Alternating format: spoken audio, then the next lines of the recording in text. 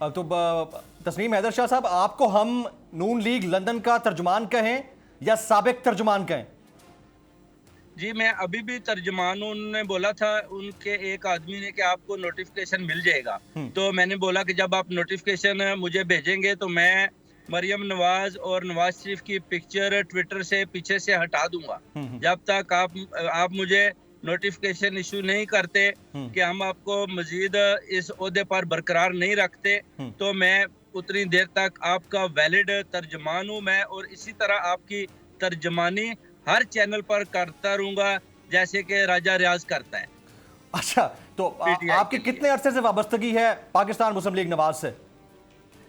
20 साल से है। 20 साल से मैं इनके साथ हूँ। बड़ी इनकी खिदमत की हैं, बहुत इनके लिए भागे हैं। तो तस्नीम हैदर साहब, 20 साल में जी, पहली दफा आपको टास्क दिया गया शूटर्स लाने का, या इससे पहले भी आपको कोई टास्क दिया गया था? इससे पहले भट्ट साहब की पर्सनल लड़ाई थी, तो उधर उन्होंने एक दफा हेल्प मांगी थी, तो मैंने उनको, झूठ नहीं बोलना, उधर उनको दिए थे 3 आदमी। एक रेस्टोरेंट पर कोई इनका मैटर था। हाँ। तो ये टास्क इन्होंने पहली दफा दिया, जो 8 जुलाई को मीटिंग हुई, उसके बाद जो फिर 2 और हुई, उसमें मुझे समझ आ गई कि ये तो अरशद शरीफ को भी कत्ल करवा रहे हैं और ये इमरान खान को भी कत्ल करवाना चाहते हैं, और दोनों के पीछे लगे हुए हैं। तो अरशद शरीफ का इन्होंने करवा लिया था, बड़ी सेलिब्रेशन की थी इन्होंने अपने दफ्तर में। उसको हमने मार गिराया। सेलिब्रेशन की थी मर्डर के बाद। तो आप ये इस वक्त ये इल्जाम लगा रहे हैं कि इन्होंने ही मर्डर करवाया है, सिर्फ प्लॉट नहीं था, मर्डर करवाया गया है नवाज शरीफ साहब की जानिब से और मरियम नवाज की जानिब से, आप ये कह रहे हैं? जी, इन दोनों ने, मरियम नवाज शरीफ और मियां नवाज शरीफ दोनों ने मर्डर करवाया। उसका अपना अरशद रशीद का, अरशद शरीफ का, इन दोनों ने मर्डर करवाया, और इमरान खान पर भी इन्होंने ही हमला करवाया। तो इससे पहले जो आप बात कर रहे थे वो ये था कि कातलाना हमले की साजिश बनाने के लिए आपको शूटर्स लाने का कहा गया था। अब आप ये क्लेम कर रहे हैं कि मर्डर इन दोनों ने करवाया है, तो इसके सबूत हैं आपके पास? उसका मैं सबूत हूँ। मैं उन मीटिंग में मौजूद था इनके साथ।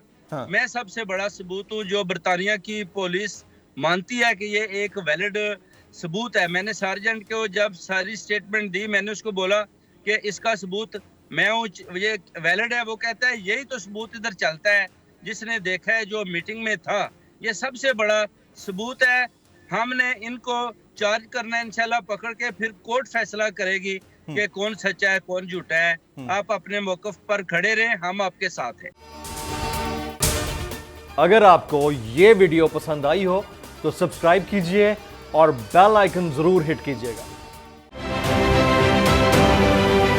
जाली केस है ना, ये हम पे उस वक्त बनाए गए थे जब हुकूमत यही थी, इन्हीं लोगों की हुकूमत थी ना। और ये जाली केस, इनको मैं नहीं कह रहा इस केस को जाली केस, इनको पाकिस्तान में क्या पूरी दुनिया में एक ऐसा शिकायत कुंदा नहीं मिला, एक ऐसा कंप्लेनेंट नहीं मिला जिसने ये कहा हो कि हमारे साथ फ्रॉड हुआ है। तो ये खुद ही बन गए कंप्लेनेंट, और ये खुद ही, इन्होंने खुद ही इन्वेस्टिगेशन की, उसकी खुद ही तफ्तीश भी की, यानी कि कंप्लेनेंट भी है, इन्वेस्टिगेशन ऑफिसर भी है। और इन द एंड इन्होंने फिर उसके बावजूद ये कोर्ट में जमा कराया कि जी ये केस जाली केस था, जो कुछ एग्जैक्ट कर रहा था सब लीगल। ये मेरी बात नहीं है, ये इनके इन्वेस्टिगेशन ऑफिसर की बात। आज फिर उन्हीं की हुकूमत है, और अब तो हमने नारा नहीं लगाया, अब तो हम हकीकी सहाफत कर रहे हैं। आप ये समझें, ये जो हक है ना, हक पे खड़े रहना और हक को बोलना, ये दूर से लगता है तन्हा हो गए लोग। आप खान साहब को देखें, तन्हा दिखाई देने, सारी जमातें मिलकर उनके खिलाफ हैं, लेकिन आज भी पाकिस्तान की आवाम उस हक की आवाज के पीछे जो है 80% से ज्यादा आवाम उनके साथ है। एग्जैक्टली इसी तरीके से बोल की कहानी है। सब्सक्राइब करें और बेल दबाएं ताकि कोई खबर रह न जाए।